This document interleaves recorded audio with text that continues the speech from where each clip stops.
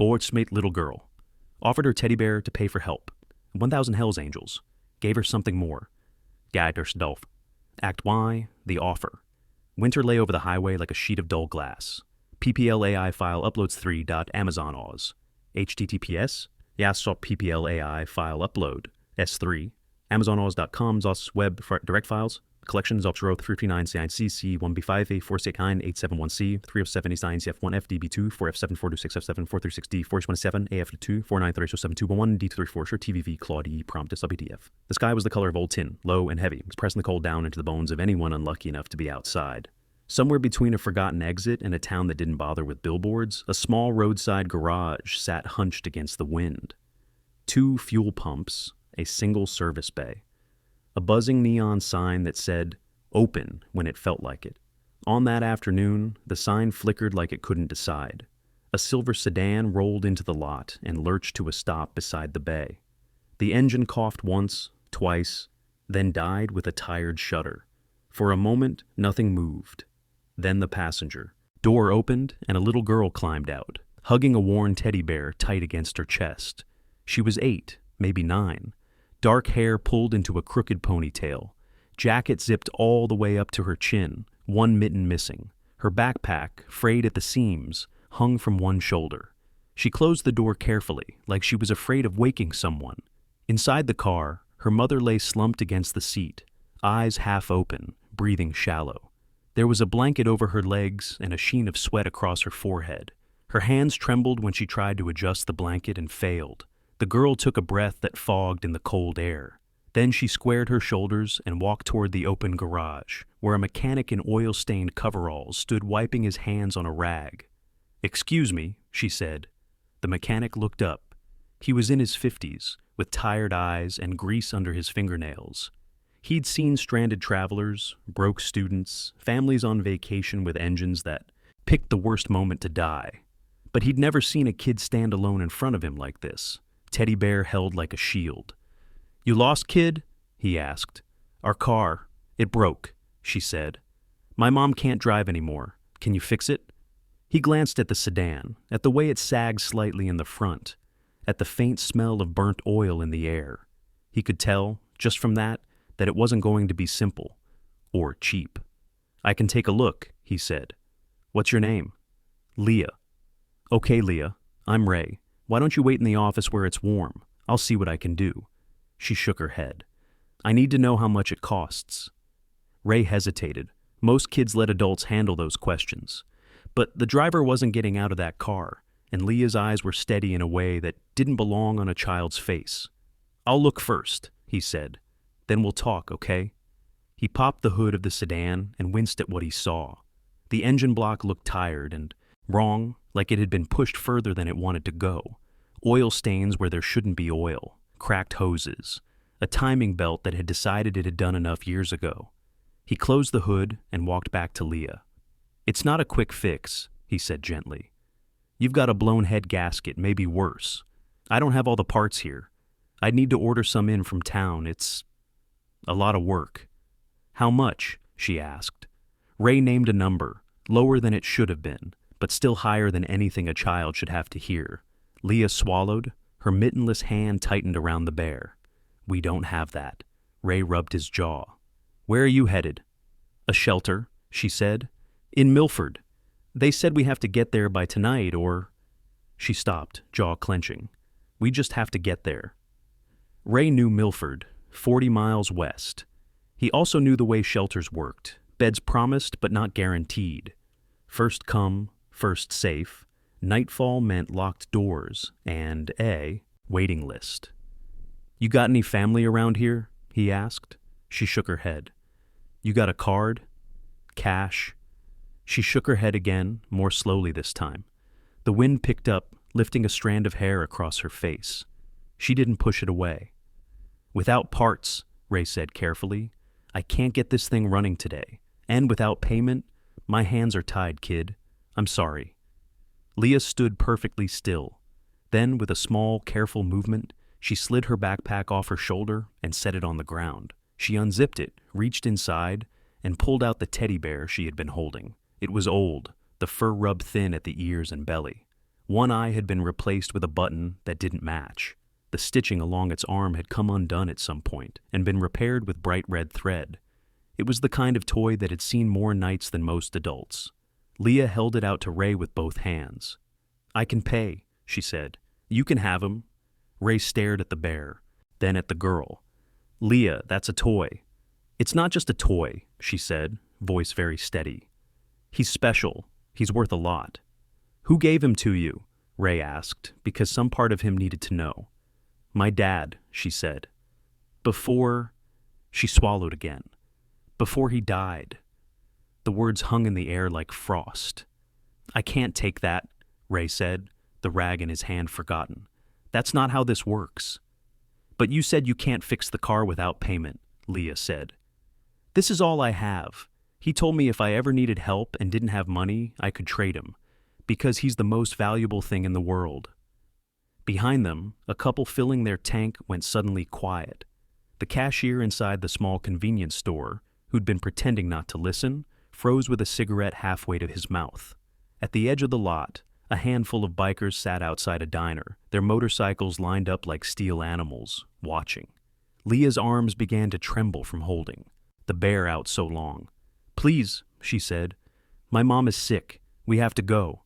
You can have him. Just fix the car." Ray's throat tightened. He knew the rules. He knew the books and the margins and the way unpaid work stacked up on men who were already barely keeping lights on. He knew he couldn't magic parts out of thin air or turn labor into charity without cost. But he also knew what it meant for a child to offer the last thing she had. He slowly closed her fingers back around the bear. "Keep him," he said. "Some things are worth more than engines." Her jaw set. "Then we can't pay." "I'll call a tow," he said. "We'll get you to town at least. Maybe someone there can help." "The shelter said if we're not there by night, they'll give our spot to another family," Leah said. "If we go to town, it's the wrong direction." Ray opened his mouth and then closed it. There were no right answers here, just choices with different kinds of hurt. He walked back toward the office to make the call, shoulders heavy. Leah stood where he'd left her, clutching the teddy bear so tight the stitches creaked. On the other side of the lot, at the diner, someone pushed back a chair. Act 2. The calls. The bikers had been there before the stand limped into the lot. Just PPLAI file upload .was3.amazonoz. https PPLAI file upload S3. amazonoz.com/web-direct files, the collection, $9Z9CCs, 1B5A, 4CA9, 871C, 347E9CF1, SFDB2, 47426 436D, 41E7, AFR2, 49307211D234, TVV, Claudie, Prompt, HDF. They were the kind of presence that made people notice them, even when they weren't doing anything at all. 8 bikes at first, lined up side by side. Leather jackets marked with patches and road names, helmets sitting on the picnic table outside the diner, coffee cups steaming in the cold. People had seen them when they rolled in and made the usual quiet calculations. Hell's Angels, trouble, noise. Best to give them space. But the bikers weren't looking for trouble that day. They were on a winter charity ride, the kind that didn't make headlines, delivering boxes to a veteran's home 2 towns over, stopping to warm up, to stretch stiff joints, to watch the world drift past. From their vantage point, they saw everything. They saw the sedan barely make it onto the gravel. They saw the girl climb out alone. They saw the mechanic walking slowly, the way people walk when they already know they're about to disappoint someone. When Leah held out the teddy bear, every conversation at the picnic table stopped. A man with a thick gray beard and a patch that read "Bear" set his cup down without taking his eyes off the scene. Beside him, a woman with her hair braided under a bandana narrowed her gaze. Her road name patch read Ghost. A younger rider, all nervous energy and tattooed hands, shifted in his seat. "Joker? You seeing this?" Joker asked, even though they all were. Bear didn't answer. Leah's voice carried just enough on the wind for the words to reach them. "You can have him, just fix the car." Ghost's jaw clenched. "She's offering her bear," she said softly. "That's all she's got."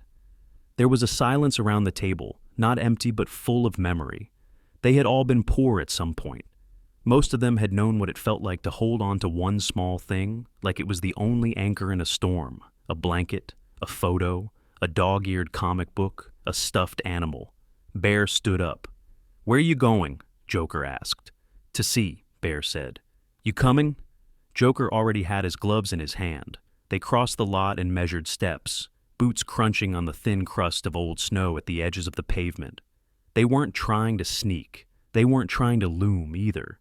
Just moving like people who had decided they were part of something now, whether they wanted to be or not. Ray was inside the office, phone cradled to his ear. Leah stood alone beside the car again, Bear pressed against her chest now, like she'd realized. She might need him more than she'd thought.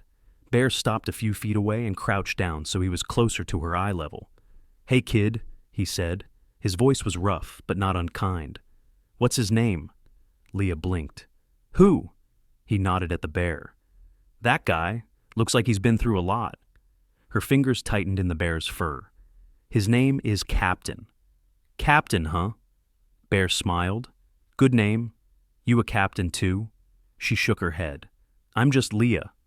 "Just Leah," he repeated, like he was testing the sound. "I'm Bear. That's Joker. We're with the Angels."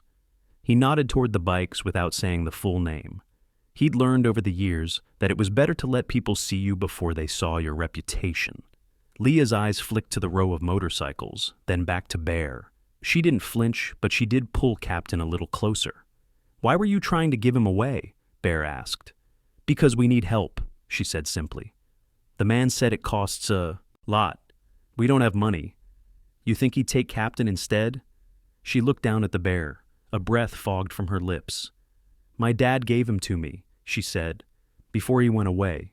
He said if I was ever really in trouble, I could use Captain to get help, because he's my most valuable thing. And if someone helps because of him, it means they're good people." Bear's chest tightened. "Your dad's still around?" She shook her head once. "How long you and your mom been on the road?" Ghost asked gently. 2 days, Leah said. "We left after my stepdad came home angry. Mom said we had to go. We're going to a shelter. They said they'd keep us safe if we get there before night. But the car broke and my mom can't drive anymore." Ghost exchanged a glance with Bear. "Your mom's sick?" she asked. "She has a fever," Leah said. "She keeps shaking. She says it's fine, but she couldn't see the road anymore. So I told her I'd ask for help." "Anyone else with you?" Leah shook her head. The wind lifted her hair again, and this time Ghost reached out and gently tucked the strand behind her ear, like she would with a niece. "You did good coming here," Bear said quietly. "You did real good." Ray stepped out of the office then, phone still in his hand. He froze when he saw Bear and Ghost talking to Leah. "Everything okay out here?" he asked, his voice careful. "Not really," Bear said. "You get that tow sorted?" "Truck will be here in about 45 minutes, Ray said. "They'll take him to Bayfield, closest town with a shop and a clinic." "Bayfield's the wrong way," Ghost said. "Shelter's west," Kid said. Ray exhaled, the sound white in the cold. "I know." Bear straightened slowly. "Who runs the tow?" "Reese's," Ray said. "Out of Bayfield." Bear nodded. "Okay." He pulled his phone out of his pocket and walked a few steps away. Joker followed, already scrolling through his contacts. "You thinking what I'm thinking?" Joker asked. "I'm thinking a lot of things," Bear said. "But start with the network." Joker grinned, humorless and sharp. "On it." They had a group thread, like most modern things did. A writers' network that started with a handful of chapters and grew into something else entirely over the years. Men and women who'd taken their own bricks of hurt and built something that could hold other people up. Families of veterans. Kids left behind. Strangers who found themselves on highways with nowhere to go. Joker typed fast. "Need help. Little girl, sick mom, fleeing DV. Engine blown at mile 47. Auto stop on I-16. Shelter in Milford says they have to arrive by nightfall. No money, no parts. She just offered her teddy bear to pay." He hit send. Within seconds, phones started buzzing on tables across the diner. A man in the corner checked his messages and stood. 2 women at the counter looked at each other and nodded. Somewhere hundreds of miles away, riders glanced at their screens, saw the words, and made decisions.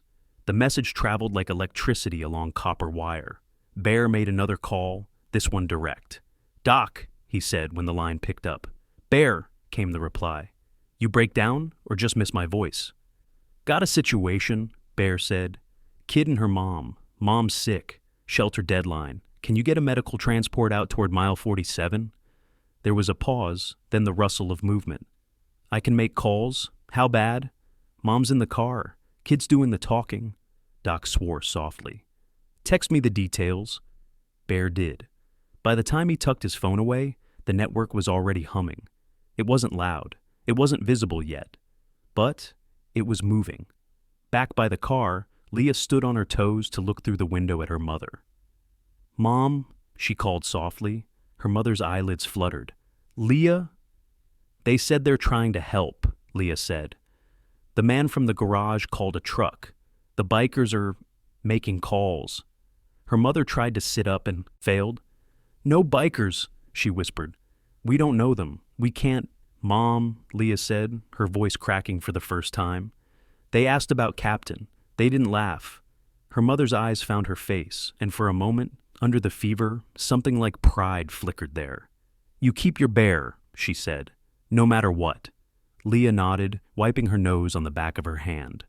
At the diner, more riders stepped outside. A woman with a medic patch on her vest checked her small first aid kit. A tall man with a shaved head and a patch that read Sarge scanned the horizon like he could already see what was coming. You sure we want to bring everyone in? Joker asked Bear quietly. Bear looked at Leah, at the car, at the way Ray hovered near the office door, torn between duty and helplessness. She just tried to trade her last comfort to fix an engine, Bear said. Yeah, we bring everyone.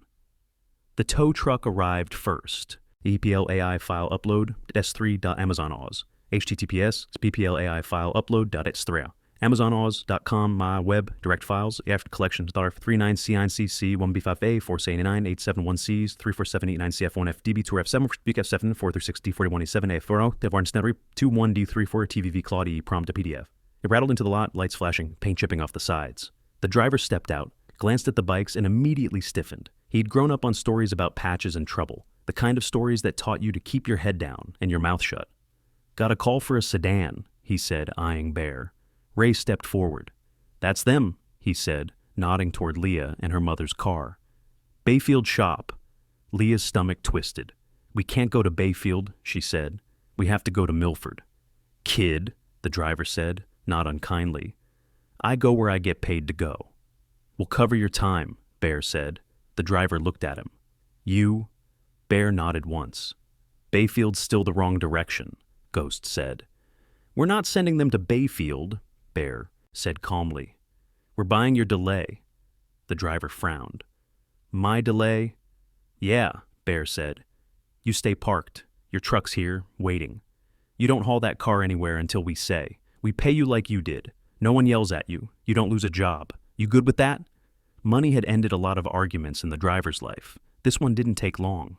Cash? Bear jerked his chin toward the diner. You'll have it in 10. The driver hesitated, then nodded. Meter runs either way. It's about to, Joker said. While Joker and a couple of riders went inside to pull cash from wallets and a tip jar that had quietly become a community fund, Bear walked back to Leah. You got somewhere you can sit that's warm? He asked. She shook her head. I need to stay with my mom. Then we'll bring the warm to you, Ghost said. Within minutes, someone had dragged a space heater from the garage, ran a cable, and set it near the car door. Another rider handed Leah a spare pair of gloves, a little too big but warm. Someone else brought tea from the diner, caffeine-free, sugary, and hot. Leah stood beside the car, Captain tucked under her chin, confused by the sudden flurry of movement around her. None of it made sense yet. The tow truck sitting idle, the bikers pacing like they were waiting for a show that hadn't started, the mechanic looking like he'd been given a part he didn't know how to use. Then, just as the clock on the gas pump crawled past, 3 p.m, the sound came. Not one engine, many. Leah lifted her head. Far down the highway, where the gray sky met the asphalt, small shapes appeared. At first, it was 5, then 10, then 20. They grew larger, louder, until the air itself seemed to vibrate. The first wave of bikes rolled into the lot in 2 rows, engines rumbling like distant thunder. They moved with practiced precision, peeling off into spaces along the edges, filling every spot without instruction. Then, more arrived behind them. Another group from the west, another from the south. Riders of all ages, all builds, some with white hair streaming from beneath helmets. Some young, barely older than Leah, would be in a decade. Leah's heart hammered against her ribs. She stepped back, pressing herself against the car. Captain's fur scratched her cheek. "Did I do something wrong?" she whispered. Ghost stepped closer, her voice low. "No, kid. You did something right." Act 3. The Gift. From a distance, it looked like a storm had descended on the small roadside garage. PPLAI file upload.s3.amazonoz. HTTPS or PPLAI file upload.s3 amazonoz.com web. Direct files is collection. L0339 C9CC FATSMB 5A 4CA9 871C 34789 CF1 DB2 4F742657 436D 4187 AF2 493071 D234 TVV Claw D prompt.pdf. Cars on the highway slowed as they passed, drivers craning their necks. A few pulled off at the next exit instead of stopping. Inside the convenience store, the cashier's hand shook as he dialed 911 with his thumb. "Yeah, there's, I don't know, 100, 200, maybe more," he said into the phone. "They're all over the lot. Hell's Angels. At the mile 47 garage. You should send someone." The dispatcher asked questions. He answered poorly. Panic had a way of shrinking details. On the ground, the riders moved like they had rehearsed this 100 times.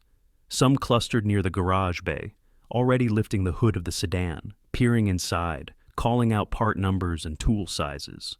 They weren't guessing. These were the mobile mechanics, the ones who traveled with half a workshop in their trucks, because they were more comfortable elbow-deep in engines than anywhere else. A van rolled in behind the bikes, plain white, unmarked. The doors slid open to reveal shelves of neatly packed boxes, hoses, belts, and tools gleaming under LED strips. "You bring a whole store with you?" Ray asked, half amazed. "Road team out of Ridgefield," a woman with a Torx wrench said. "We got your gasket. We got your belt. We even got your coolant. You just tell us where you stash your coffee." Ray blinked. "You're serious?" "Dead," she said. "Now move, old man. You're in my light." He didn't argue. Another cluster of riders gathered near the sedan's passenger door. Doc, the one Bear had called, climbed out of a car that had arrived unnoticed in the biker's wake. He was in jeans and a jacket, stethoscope already in his hand. Not all their angels rode on two wheels. "Ma'am," he said gently through the half-open window, "I'm Marcus. Mind if I take a look at you?" Leah's mother tried to sit up and failed. We can't pay," she whispered. "Not why I'm here," he said, his tone brisk enough to make refusal feel foolish. "You running a fever?" She nodded, then coughed, body racked with shivers. Doc placed the back of his hand against her forehead, checked her pulse, listened to her chest. His expression tightened. "You're dehydrated, and that cough is ugly. Could be pneumonia, could be something wanting to be." He glanced at Bear. "We need her on oxygen and IV fluid soon." "Transport?" Bear asked. "Already en route," Doc said. "Ambulance out of Milford. I twisted some arms." "You always did know how," Bear said. Leah hovered nearby, trying to read his face. "Is my mom going to be okay?" she asked. Doc looked at her, and his voice softened. "She's sick," he said. "But we caught her before it got worse. That makes a big difference. We're going to get her to a place with doctors and beds. You did good bringing her here." Leah nodded shakily. "We have to get to the shelter," she said. "They said we have to be there by tonight, or they'll give our place away." Doc glanced at Bear, then at Ghost, then at the growing crowd of riders. "You let us worry about that," he said. On the far side of the lot, Sarge climbed onto the flatbed of the tow truck like it was a makeshift stage. He raised his hands, and the crowd of leather and denim settled into a quiet that felt heavier than noise. "Listen up," he called. Engines cut off one by one, until the only sounds were the wind and the faint hum of the space heater near the sedan. Sarge's voice carried easily. Years of giving orders had trained it that way. "Some of you rode an hour," he said. "Some of you rode 3. Some of you dropped everything and didn't even ask why. So, here's why." He pointed toward Leah. Little girl there is named Leah, he said. She and her mom left a bad place 2 nights ago. They're trying to get to a shelter in Milford before nightfall. Car died, mom's sick, no money, no family out here. When the mechanic told her it would cost more than they had, she tried to pay with the only thing she owned. He paused. Her teddy bear. A ripple went through the crowd. Not laughter, not outrage. Something deeper. Recognition, hurt. That bear was the last thing her father gave her before he died, Sarge said. He told her it was the most valuable thing in the world, so she tried to trade it for help, because she thought that's what she had to do to keep them safe. Heads lowered, hands clenched. Sarge's voice dropped, but somehow grew stronger. We're not here because we like the sound of our own engines. We're here because no child should ever have to offer their last comfort to buy survival, not while we're breathing. He pointed toward the mechanics. Team's rebuilding the engine. Parts are covered. Labor's covered. That car is leaving this lot under its own power. He pointed toward Doc. Medical's covered. Mom's going to Milford, not Bayfield. She's going to get what she needs. He pulled a folded sheet of paper from his pocket and waved it once. Shelter's been called. They're holding the bed. All they asked was if someone could cover the next month's costs so they don't have to turn another family away. He let the paper fall back to his side. We told them we'd handle it. Joker stepped forward, holding a small metal donation box he'd grabbed from the diner's counter and emptied. He rattled it once, coins clinking inside. Fill it, Sarge said simply. No one walks away from this lot today pretending they didn't hear that a little girl tried to trade her bear. You got $5? Drop it. You got 50? Drop it. You got nothing? Drop your time and your hands. But no one does nothing. The box moved through the crowd like a tide. Bills folded small. Coins tossed in without drama. A few riders pulled out envelopes they kept for their own reasons. Emergency stashes, cash they hadn't told anyone about yet, and added them quietly. Near the front, Bear walked back to Leah. He knelt again, his knees cracking. You scared? He asked. She didn't lie. Yes. Looks like a lot, huh? There's so many, she said. Most of us look bigger than we are, Bear said. Look at their hands, not their patches. She glanced around. Hands passing the box. Hands handing tools. Hands steadying the tow truck's ramp. Old hands, young hands. Hands with scars and tattoos and grease ground into the lines. We got a rule in our network, Bear said, voice soft enough that only she and Ghost could hear. When a kid asks for help, we show up. Doesn't matter where, doesn't matter how. Could be one of us, could be 100. Today it happened to be more. Leah's fingers stroked Captain's ear. I didn't mean to make them come, she said. I just wanted the car to work. You didn't make us do anything, Ghost said. You gave us a chance to be who we say we are. The box came back around to Sarge. He shook it once, then passed it to Joker. Count it. Joker squat beside the hood of a nearby truck, fingers moving fast. He counted twice, lips moving, then lifted his head. We've got first month plus extra, he said. Shelter gets a cushion. Sarge nodded.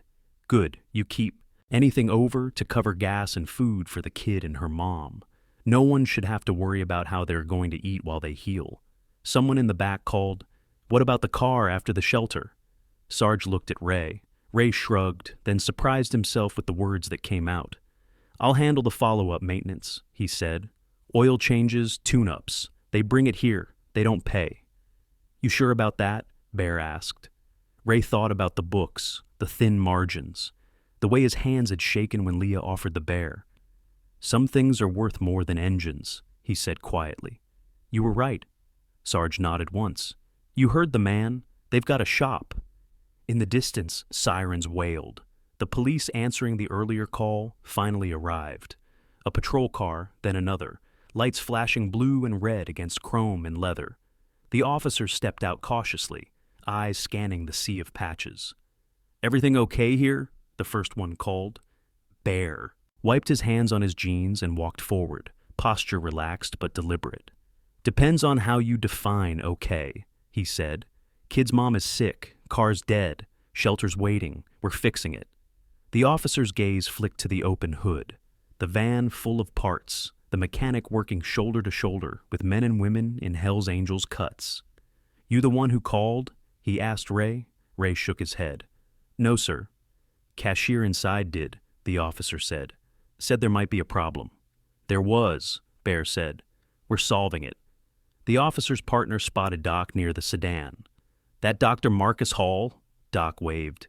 You still owing me that fishing trip or what? The tension bled out of the air like air from a tire. The officers holstered what they hadn't yet drawn. Any laws being broken here I need to know about? The first cop asked. Sarge cocked his head. You planning to arrest 100 people for fixing a car and paying for a shelter? The cop exhaled, slowly. No, he said.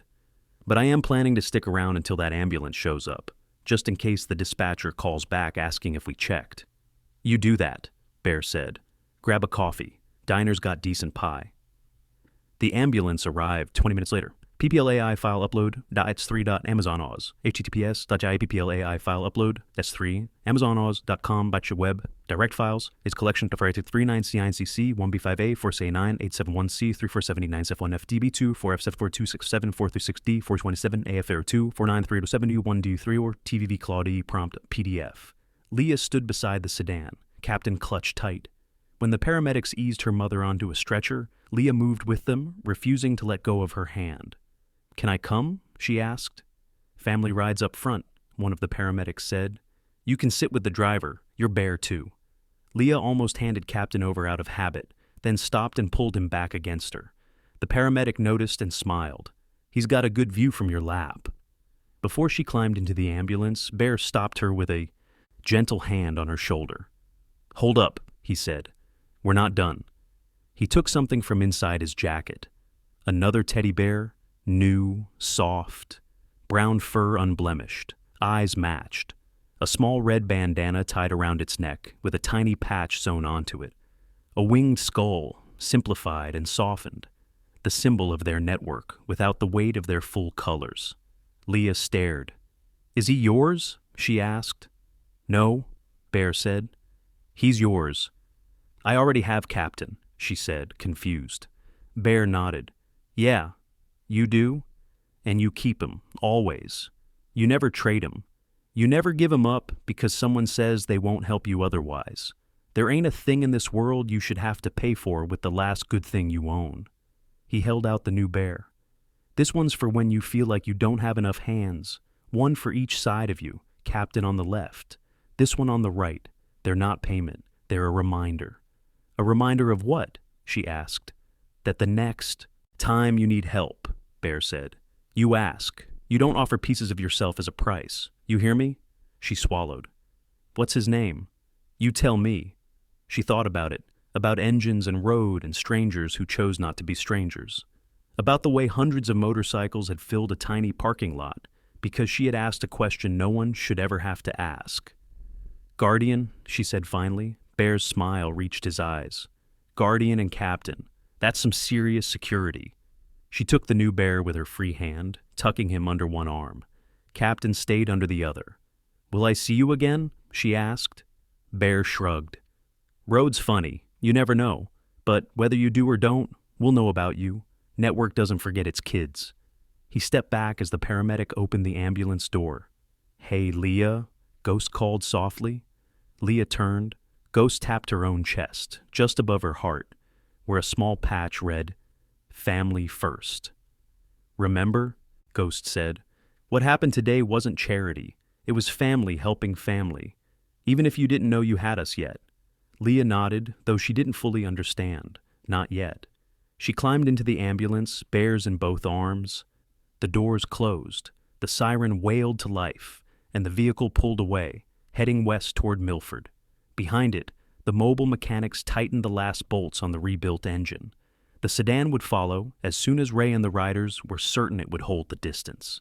A few volunteers had already offered to drive it, then take a bus back. Gas money had been folded into Joker's metal box.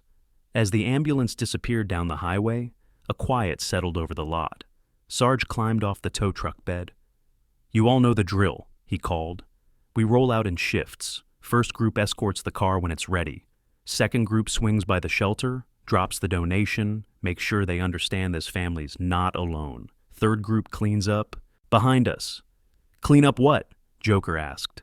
Sarge looked around. At the lot full of bikes, at the mechanic still blinking at the organized chaos his quiet afternoon had become, at the police sipping coffee by their car. The story, Sarge said, we don't leave it lying around for other people to twist. We give it to the ones who need to hear it. He pointed at the shells of tire tracks in the snow. There's kids out there who need to know that, when they ask for help, someone's listening. Act 4, The Night. The shelter in Milford sat on a side street that most people drove past without seeing. PPLAI file upload.s3.amazonoz. HTTPS PPLAI file upload.s3. amazonoz.com/web-direct files collection.dodge 339C9CC 1B5A 4CA9 871C 34789CF 1FDB2 4F7 4267 436D 41E7 AF02 419307211 D23 Ultra TVV Claude E prompt.pdf red brick and white trim. A small sign out front with a name that sounded like a promise, Harbor House. On most nights, the only sign of life was the warm light spilling from the windows and the soft murmur of voices inside. On this night, the street outside hummed. The ambulance had arrived just after 6. The staff had rushed Leah's mother into an exam room where another volunteer nurse took over from Doc's initial triage. Fluids, antibiotics, a real bed, warmth. She drifted in and out of consciousness, never quite surfacing long enough to understand what had happened. Leah sat in a chair in the hallway, both bears in her lap, feet in borrowed socks that were too big. A shelter worker named Faye knelt in front of her. You're safe here, Faye said. Your mom, too. Are we too late? Leah asked. For the beds? Faye smiled tiredly. We don't turn kids away, sweetheart. We don't turn moms away if we can help it either. Your spot is here. But they said on the phone, they said that because they didn't know, Faye said. They didn't know a bunch of bikers were about to call and make sure we had what we needed to keep that promise. Outside, the first wave of riders pulled up along the curb and cut their engines. People looked out their windows. A few worried. Some took out phones to record. Rumors spread quickly when chrome and leather lined a quiet residential street. Inside, Faye stood and went to the front door. By the time she opened it, Sarge was there, hat in his hands, jacket zipped up against the cold. You the one I talked to? He asked. I am, Faye said. You really rode all the way here for one family? Sarge shrugged. Would have done it for half of one. He held out an envelope. It was thick. First month plus extra, he said. You use it where it's needed. We're not here to tell you how to run your house, just making sure we don't put you in a hole for saying yes. Faye took it, thumb brushing the edge. This is more than you said on the phone. It's what came in, he said simply. We don't send money back when people give it for a reason. Why? She asked. Why? Them? Why her? Sarge glanced past her, down the hallway where Leah sat, bears in her lap. Because she thought she had to give away the last good thing she had to keep her mom alive, he said. We don't let lessons like that stand. He stepped back. We're not staying. You're welcome to come in, Faye said. We have coffee, soup. Some of the kids could. Sarge smiled, small and real. Appreciate it, he said. But this is your place. We're just visitors. Besides, some of my people still need to ride back in the dark, and I'm trying not to be responsible for anyone hitting a deer on my watch. He turned to go, then paused. One thing, though. Yes? You tell her, he said, nodding toward Leah. Tell her this wasn't pity, wasn't charity. We got our own pride. We did what we did because family looks out for family, and she's got more of that than she knows. Faye nodded. I'll tell her. Good, he said. Then we're done here. He stepped outside and pulled the door closed behind him. For a few minutes, the street outside the shelter was full of motorcycles. Engines turned over. Headlights cut through the winter dark. Neighbors peered from behind curtains. Phones recording shaky videos that would later be posted with captions that missed as much as they captured. Then, one by one, the bikes pulled away. No revving, no theatrics. Just riders easing back into the river of highway traffic. Tail lights shrinking in the distance. Inside, Leah lay in a small bed in a room with 2 other girls. A donated quilt covered her legs. Captain lay on one side of her pillow. Guardian lay on the other. Faye sat on the edge of the bed. How's your mom? Leah whispered. Sleeping, Faye said. Doctors say she'll need rest and medicine, but she's in the right place. You both are. Leah stared at the ceiling. They all left. They did, Faye said. They had other roads to ride, other people to help. Why did they come? Leah asked. They don't know us. Faye thought about the envelope in her office drawer, about the sound of engines that had rolled in not for a fight, but for a promise, about the way the lead rider had spoken the word family like it meant something heavier than biology. Sometimes, Faye said slowly, people decide that blood isn't the only thing that makes a family. Sometimes they decide that anyone who's hurting, anyone who's scared, anyone who thinks they're alone, that's their business, their responsibility. Leah turned her head. They gave us so much, she said. The car, the doctor, the money for the bed. They gave you something else too, Faye said. They gave you proof. Proof of what? Proof that you can ask for help, Faye said, and not have to give up the last good thing you have to get it. Leah looked at Captain, at Guardian. She reached out and put a hand on each bear, one palm on worn fur, one on new. My dad said people show who they are when someone needs something, she said softly. My stepdad showed who he was. So did they. What do you think they showed? Faye asked.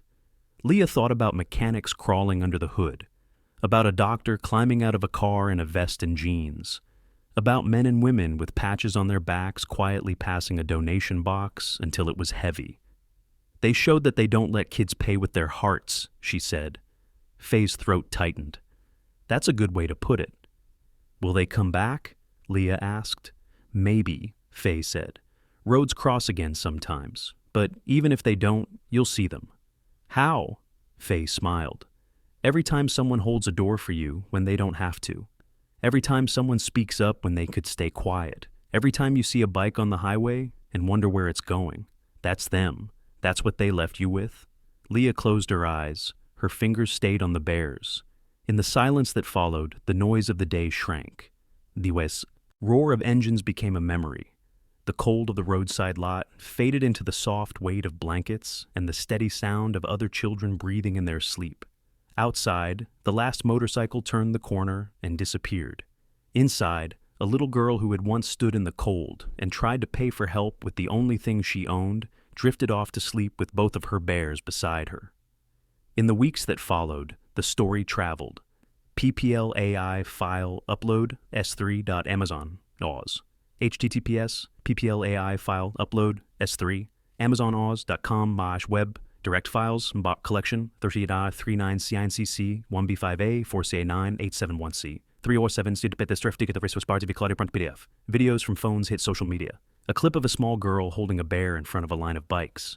A shot of engines filling a frozen parking lot. A photo someone had snapped without thinking. A mechanic, a biker, and a doctor, all bent over the same engine. Comment sections filled with surprise. Didn't know they did stuff like this. My cousin was helped by those guys once. Not all angels have wings, huh? Reporters tried to reach Leah's family. The shelter said no. Privacy over spectacle. The riders didn't give interviews either. When a camera crew found Sarge at a gas station a week later, he just shook his head. Wasn't about us, he said. We just did what anyone should do. Story's hers, not mine. So the story went where it needed to small towns where kids wondered if anyone would come for them, to shelters where staff needed a reminder that they weren't alone when the beds filled up and the funds ran low, to garages where mechanics watched cars limp in and thought about what it meant to say no when someone offered more than money. Leah's life didn't suddenly become easy. Her mother spent a week in the hospital, then months recovering in the shelter's outpatient program. There were forms to fill out, court dates, fear that her stepfather might find them, nightmares that woke Leah up with a quiet gasp, fingers digging into Captain's fur until the panic passed. But alongside the fear, something else lived in her now. She had seen what happened when she asked for help and refused to pay with her heart. She had seen strangers choose to become family for one night. She had watched engines and leather and noise rearrange themselves into protection instead of threat. Years later, when she stood in front of a classroom as a grown woman, telling a room full of kids that it was okay to ask for help, she didn't tell them about every detail. She didn't need to. She told them about a roadside garage, about a winter afternoon, about the way the world can look like it's empty and then, suddenly, it isn't. She told them about Captain and Guardian, the two bears who still sat on her shelf, and she told them this. Sometimes the smallest act of trust, a question, a request, a hand holding out something you love, can wake up something huge. Not charity, not pity, just people deciding that you're theirs to protect, even if they don't know your last name. She never forgot the sound of engines on that cold day. Not because it was loud, because it answered a question she'd been asking quietly her whole life. Is anyone coming? The answer, once given, never really left her. Yes, in 1,000 different ways, from 1,000 different directions, on wheels and on foot and in voices on the other end of a phone. Yes, and that was worth more than anything she could have traded.